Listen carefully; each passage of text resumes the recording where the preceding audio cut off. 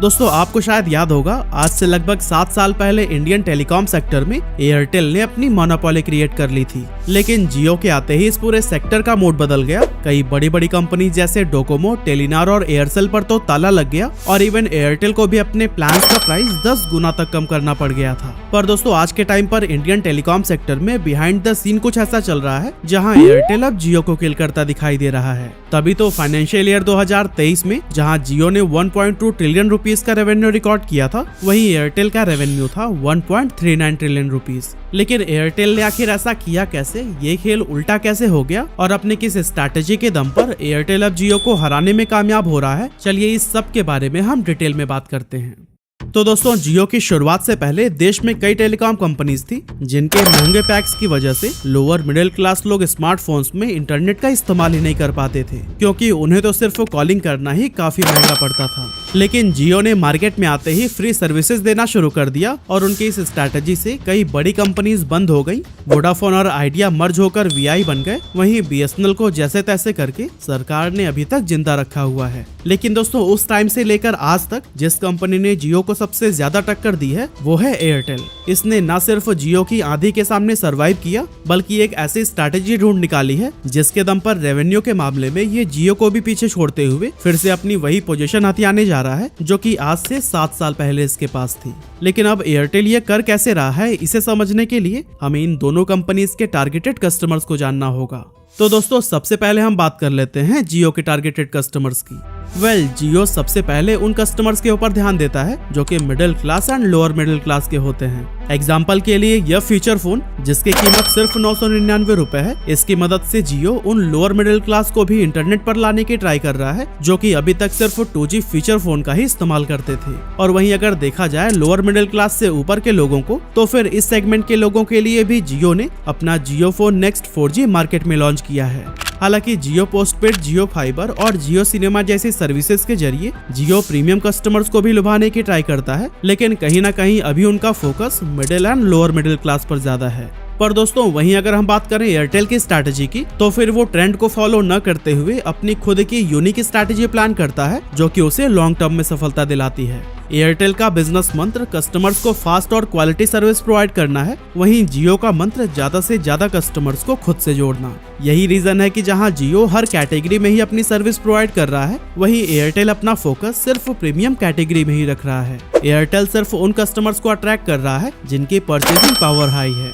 यहाँ तक कि 2018 में एयरटेल ने सब्सक्राइबर क्लीन अप इनिशिएटिव के तहत अपने 49 मिलियन से भी ज्यादा इनएक्टिव सब्सक्राइबर्स को रिमूव कर दिया था जो कि रेगुलरली रिचार्ज नहीं कर रहे थे। इस स्टेप के पीछे का मकसद सर्विस की क्वालिटी को इम्प्रूव करके एक्टिव सब्सक्राइबर्स को ज्यादा से ज्यादा वैल्यू प्रोवाइड करना था। अब कंपनी की तरफ से ये बहुत बड़ा स्टेप था क्योंकि मिलियंस ऑफ सब्सक्राइबर्स को रिमूव करना बड़े हिम्मत वाली बात थी। लेकिन दोस्तों लॉन्ग टर्म में इसका काफी फायदा देखने को मिला। लोगों को अच्छी सर्विसेज मिलने लगी और कॉलिंग और इंटरनेट में ग्लिचेस कम होने की वजह से कस्टमर्स का एक्सपीरियंस काफी बेटर हो गया। अब जैसा कि जियो का मकसद कस्टमर्स का एक वॉल्यूम क्रिएट करना है, जिसका असर थोड़े समय बाद उसके नेटवर्क पर भी दिखने लगा और जियो की सर्विसेज स्लो होने की वजह से लोग एयरटेल की तरफ शिफ्ट होने लगे। ट्राई की एक रिपोर्ट के अकॉर्डिंग अगस्त 2020 से जनवरी 2021 के दौरान जियो ने जहां 10 मिलियन नए सब्सक्राइबर्स ऐड किए थे, वहीं एयरटेल ने 25 मिलियन नए सब्सक्राइबर जोड़े जो कि जियो के मुकाबले 3 गुना ज्यादा थे। ऐसे में सब्सक्राइबर क्लीन अप इनिशिएटिव का सबसे बड़ा एडवांटेज अगले 2 सालों में ही देखने को मिल गया। एयरटेल जिस तरह से प्रॉपर फ्यूचर प्लान के साथ आगे बढ़ता है, ठीक यही स्ट्रैटेजी हमें अपनी लाइफ के गोल्स को भी अचीव करने में अप्लाई करनी चाहिए। और इस चीज में हमारा साथ देता है मैक्स लाइफ इंश्योरेंस का यूलिप प्लान, जहां आपके short term and long term goals तो पूरे होंगे ही, पर इसके साथ आपकी फैमिली को सुरक्षित रखने के लिए यहाँ लाइफ कवर भी मिलता है। मैक्स लाइफ इंश्योरेंस के साथ आप 10,000 मंथली इन्वेस्ट करके मैच्योरिटी के टाइम पर करीब 1.1 करोड़ रुपीस पा सकते हैं। और हाँ, जैसा कि आपको पता ही होगा, यूलिप प्लान में आपका पैसा इक्विटी और डेट दोनों फंड्स में ही इन्वेस्ट होता है। पर मैक्स लाइफ इंश्योरेंस के साथ अच्छी बात यह है कि आप मार्केट के ट्रेंड्स के हिसाब से इक्विटी और डेट के फंड को स्विच भी कर सकते हैं। और हाँ, जो आप प्रीमियम पे करते हैं वो 80C और लास्ट में मैच्योरिटी अमाउंट जो मिलता है वो भी सेक्शन 1010D के अंदर पूरी तरह से टैक्स फ्री होता है। तो फिर देर किस बात की, डिस्क्रिप्शन में दिए गए लिंक से जाइए और अपने पैसों को काम पर लगाइए। फिलहाल हम अपने टॉपिक पर वापस आते हैं। अब दोस्तों आपको वो टाइम जरूर याद होगा जब जियो के आने से पहले सिर्फ 1 GB डेटा के लिए ही कस्टमर्स को 250 रुपए से 350 रुपए तक चुकाने पड़ते थे।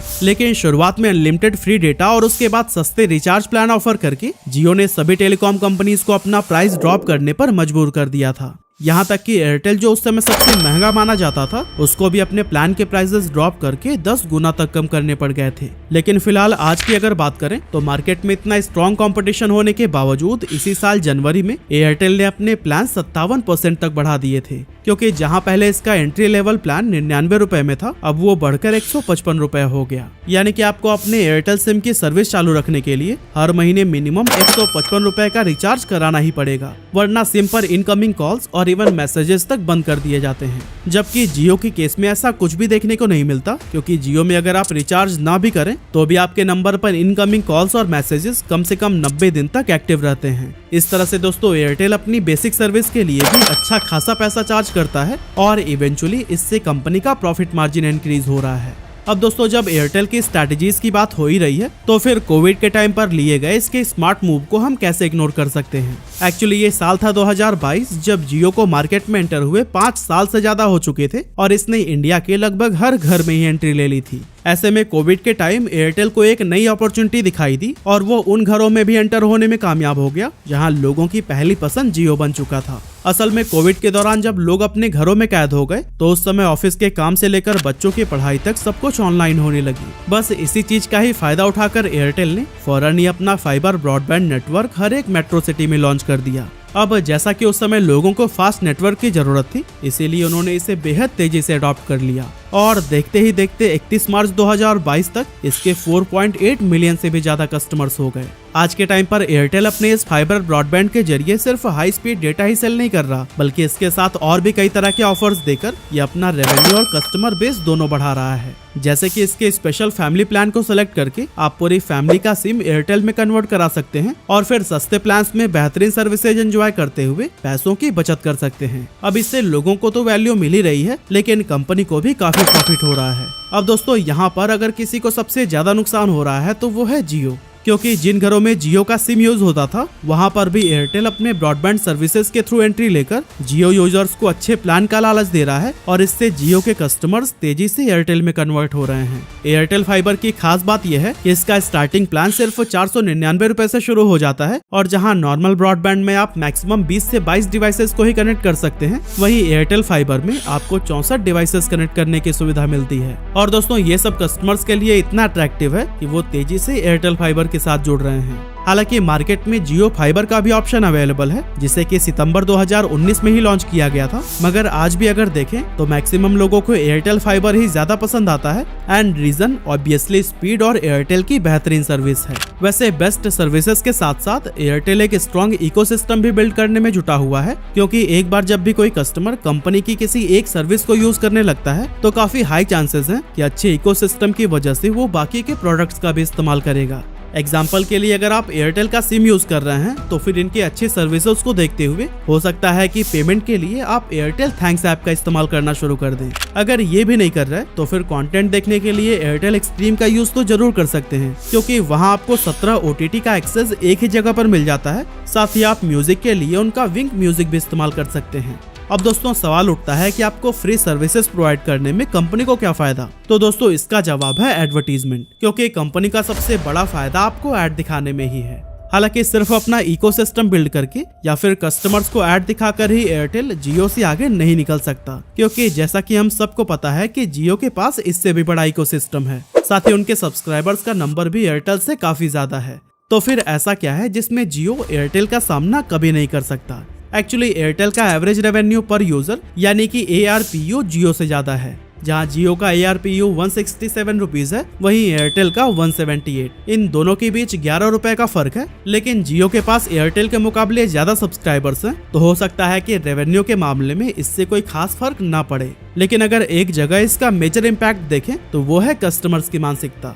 अब अगर हम जियो की हिस्ट्री को देखें तो इसने अपने शुरुआती 6 महीने में ही 100 मिलियन से ज्यादा सब्सक्राइबर जोड़ लिए थे। इस इंडस्ट्री में इतनी बड़ी ग्रोथ आज से पहले किसी भी टेलीकॉम कंपनी ने नहीं देखी थी। लेकिन जियो के केस में ऐसा पॉसिबल हो पाया था सिर्फ और सिर्फ उनकी फ्री सर्विसेज की वजह से। आज भी अगर देखें तो जियो के पास काफी ज्यादा सब्सक्राइबर्स वही हैं जो कि फ्री डेटा का इस्तेमाल करते थे। इसके अलावा कंपनी के साथ जो नए सब्सक्राइबर्स भी जुड़े हैं उनके जुड़ने का रीजन भी सस्ता प्लान ही है। इनमें से ज्यादातर तो middle class, lower middle class या फिर ऐसे गरीब लोग हैं जिनकी परचेजिंग पावर काफी कम है। On the other hand Airtel के मैक्सिमम सब्सक्राइबर्स वो हैं जो कि जियो के आने से पहले इस कंपनी के साथ जुड़े हुए हैं और हर महीने 500 से 800 रुपए तक का रिचार्ज प्लान पर खर्च कर देते थे। और दोस्तों जो कस्टमर्स एयरटेल के साथ हाल ही में जुड़े हैं उनके लिए भी वैल्यू मैटर करती है। तो दोस्तों इससे साफ है कि एयरटेल के पास प्रीमियम कस्टमर्स हैं जिनकी स्पेंडिंग पावर जियो के मुकाबले काफी ज्यादा है। लेकिन दोस्तों अब सवाल है कि स्पेंडिंग पावर से कंपनी को क्या फायदा। तो दोस्तों एग्जांपल के लिए अगर कोई प्रीमियम ब्रांड एयरटेल को ऐड दिखाने के लिए अप्रोच करता है तो फिर एयरटेल उनसे बड़ी रकम चार्ज कर पाएगा, क्योंकि उसके पास ऐसे प्रीमियम कस्टमर्स हैं जो कि हाई परचेजिंग पावर रखते हैं और इसकी वजह से इन एड्स पर ही ज्यादा लीड जनरेट हो पाते हैं।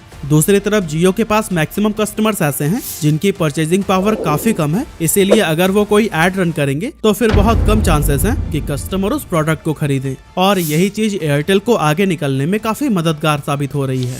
आज अगर हम जियो का मार्केट शेयर देखें तो 37.9% है, वहीं एयरटेल का 32.45। लेकिन अगर ऐसे ही एयरटेल अपना बेहतरीन प्लान इम्प्लीमेंट करता रहा तो फिर वो दिन दूर नहीं जब जियो को पीछे छोड़कर ये वापस से टॉप पोजीशन पर बैठ जाएगा।